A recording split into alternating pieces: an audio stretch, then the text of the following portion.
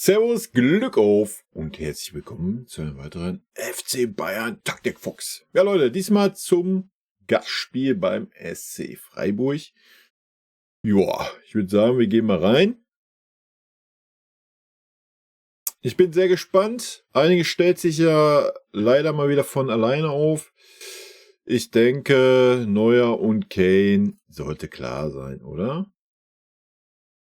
Gut, fangen wir mit dem rechten Verteidiger an. Haben wir natürlich keine Auswahl, weil aktueller Stand, ich habe zumindest nichts Gegenteiliges gehört, Kimmich die einzige Wahl ist. Vielleicht ändert sich das noch bis zum Spiel, wird man sehen. Aber daher Kimmich als Rechtsverteidiger.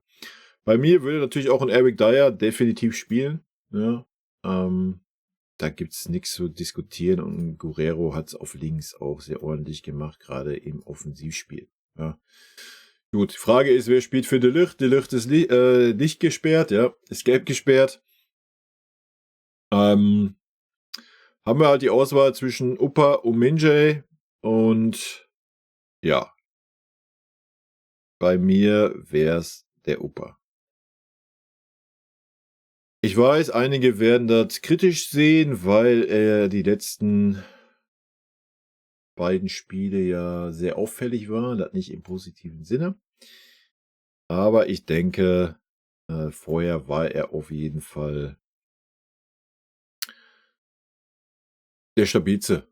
Ja, und man muss sagen, man hat ihn halt da auch unfit reingeworfen und das war für mich der Fehler. Ich denke, Kim braucht einfach noch ein bisschen Pause. Ja. Das ist gar nichts gegen Minjay. Ich würde ihm einfach die Pause gönnen, die er noch benötigt.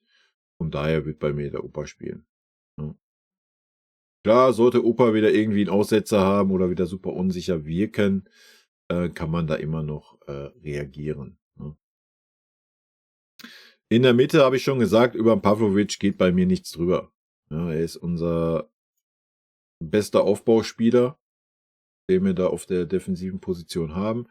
Und von daher würde er spielen. Bei mir würde auch natürlich eine Viererkette spielen. Es kann aber sehr gut sein, dass ein Tuchel auch mit einer Dreierkette agieren wird. Kann ich mir sehr gut vorstellen. Bei mir wäre es die Viererkette mit dem Pavlovic und natürlich mit dem Leimer auf der 8. Ja. Wenn ich den Conny finde, kann ich ihn auch gerne reinziehen. Da ist er. Und ich werde das auch mal so reinziehen, wie ich es machen würde. Bei mir wäre es keine Doppel-6, bei mir wäre Pavlovic der klare Sechser, Leimer der klare Achter.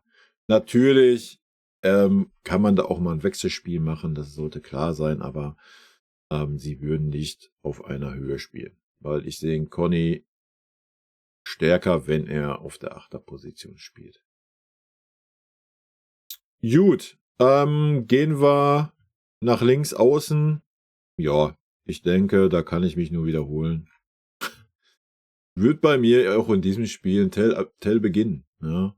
Natürlich, wie wir schon immer sagten, mal mit einem Wechselspielchen, wenn wir nicht über Außen spielen, sondern mal mehr durch die Mitte spielen, dann kannst du einen Tell halt auch hinterm Kane oder beziehungsweise vorm Kane stellen, weil Kane sich ja oft fallen lässt, so dass ein Tell auch auf die 9er-Position rücken kann. Das ist ja auch seine gelernte Position, also das sollte er sehr gut hinbekommen. Sollte alles nicht das Problemchen sein. Gut, jetzt haben wir natürlich in der Mitte die Geschichte Musiala oder Müller. Beide sind gerade nicht wirklich in Topform, muss man ganz klar so sagen. Ich weiß nicht genau, wie ich Freiburg einschätzen soll, wie sie auftreten werden zu Hause. Ich denke aber eher ein bisschen abwarten, anstatt uns super unter Druck zu setzen, hoch anzulaufen. Schwierig vorherzusehen. Ja, ich würde mit Musiala beginnen. Einfach auch unter dem Aspekt, ich würde den Harry Kane ein bisschen mehr in die Verantwortung nehmen da vorne. Ja. Klar, Müller, habe ich ja schon gesagt, ist super wichtig, wenn es so um das Koordinieren und Anweisen geht. Und man hat auch gesehen, dass Müller unbedingt will und so. Das will ich ihm gar nicht absprechen. Aber spielerisch, war das wieder Katastrophe, die letzten 2 Spiele, was Müller gezeigt hat. Also, ja, er hat ein gutes Spiel gegen Gladbach gemacht zu Hause, das ist richtig, aber ansonsten war es wieder echt wenig. Und wenn ich dann sehe, dass so Müller auch noch anfängt, da irgendwie im defensiven Mittelfeld da irgendwelche Spieler versuchen, hin und her zu schieben. Sorry, dann hört es für mich auf. Ja. Von daher würde ich mal ein bisschen mehr Kane in die Verantwortungsrolle da vorne nehmen, dass er da mal der Leader ist in der vorderen Reihe und das sollte er können. Ne? Ich denke, da müssen wir uns keine Sorgen machen. Ja, jetzt kommen wir natürlich zu der rechten Seite. Ist natürlich schwierig. Sané ist für mich definitiv nicht in der Startelf. Müller habe ich jetzt auch ausgeschlossen. Ja, dann wird's dünn. Ja, und Serge ist wieder im Lauftraining oder im Mannschaftstraining. Sorry, nicht im Lauftraining, im Mannschaftstraining. Genauso wie ein Davis. Und ein Coman ist im Lauftraining. Ja. Ich sag's euch ganz ehrlich, Freiburg ist jetzt gerade auch nicht in der stärksten Phase. Und ich würde einfach mal den Brian reinwerfen. Ja, mir ist klar, dass er eigentlich in links spielt. Aber ich denke, man kann es auch mal über rechts machen. Ansonsten kann man natürlich auch ein bisschen Wechselspiel machen. Ich würde einfach mal ein bisschen frischen Wind reinbringen. Also schlechter wie ein Sané, der jedes Mal ein Totalausfall ist in der Offensive, kann es nicht sein. Und Kimmich sollte genug Erfahrung haben und muss sich dann einfach mal auf die rechte Verteidigerposition beschränken und nicht da irgendwie überall rumrennen und einen Brian da mal ein bisschen an die Hand nehmen. Ja. Und Musiala ist für mich einfach ja, auf Außen verschenkt. Sorry, es ist für mich nicht praktikabel, sage ich euch, wie es ist. Das wäre meine Aufstellung. Wie gesagt, über den Brian kann man sicherlich diskutieren. Ich weiß, viele von euch würden da wahrscheinlich eher einen Müller sehen. Ich kann ihn ja auch mal reinnehmen als Alternative. Wupp. Und natürlich, ich gehe davon aus, dass ein Serge wieder im Kader sein wird, aber das erfahren wir halt erst auf der PK. Ist natürlich dann Serge ein Kandidat für Tell. Bei mir jetzt nicht. Bei mir wäre ein Serge kein Kandidat, aber ich denke, bei Thomas Tuchel wird er ein Kandidat sein. Ansonsten ist natürlich auch noch Schuppu da. Tja, hat er jetzt wieder ein Tor vorbereitet, ist ja eh Tuchels Liebling, von daher könnte der unter Tuchel sogar auch auflaufen. Ja. Wir werden es sehen. Goretzka wäre bei mir natürlich außen vor, wäre aber natürlich dann eine Alternative für einen Conny oder auch für einen Pavlovic. Keine Frage. Und ich habe es ja schon gesagt, Minjay wäre natürlich die Alternative für den Opa. Ja. Und ich weiß nicht, wie es mit dem Davis ausschaut. Ansonsten wäre Davis natürlich auch die Alternative für Guerrero.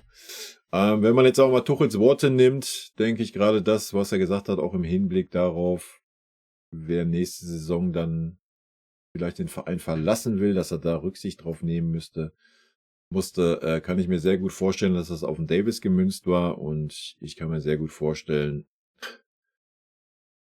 dass ein Davis sehr wahrscheinlich unter Tuchel auch nicht mehr viel Spielzeit kriegen wird. Zumindest wenn Guerrero so weiter performt, wie er jetzt performt hatte.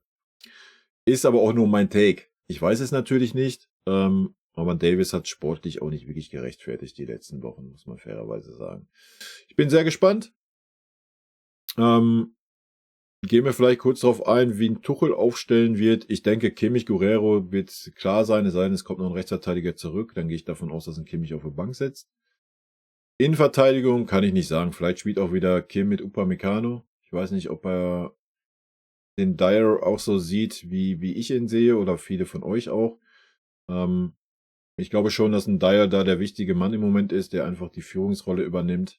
Bin ich sehr gespannt. Vielleicht sehen wir aber auch eine Dreierkette. Ja. Kann ich mir bei Tuchel auch vorstellen. Schwierig vorherzusagen aktuell, weil Tuchel ja auch so ein bisschen gesagt hat, er kann nicht so machen, was er will, so ungefähr. Ich denke, um Pavlovic kommt er nicht drum herum. Ja, alles andere würde mich sehr überraschen. Und ich denke, er hat auch Gefallen an Conny Leimer auch im Mittelfeld gefunden. Und muss auch nicht mehr die Rücksicht auf den Josh nehmen. Haben wir auch bei der Auswechslung gesehen. Ja, also man hätte ja auch sagen können, Kimmich geht ins zentrale Mittelfeld und Leimer als rechter Verteidiger. Das wurde nicht gemacht. Für mich ein klares Zeichen, Kimmich darf Rechtsverteidiger spielen. Und sobald ein Rechtsverteidiger wieder fit ist, ist ein Kimmich außen vor. Und ich würde gerne Pavlovic Leimer sehen. Könnte ich mir sehr gut vorstellen. Ja, vorne ist ein Tuchel irgendwie weiß ich nicht. Ich denke, er wird wieder auf Müller setzen, was auch nicht schlimm ist. Ja, Müller kann das natürlich auch, wenn er ein bisschen eine Leistungssteigerung findet.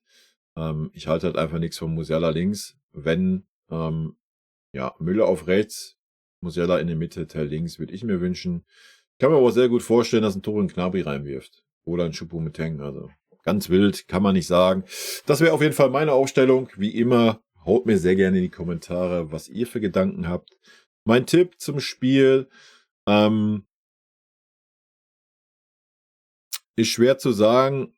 Wenn Dyer spielt, will ich sogar darauf gehen, dass wir zu 0 spielen. Und wenn Opa und Kim spielen, ich sag 3-1.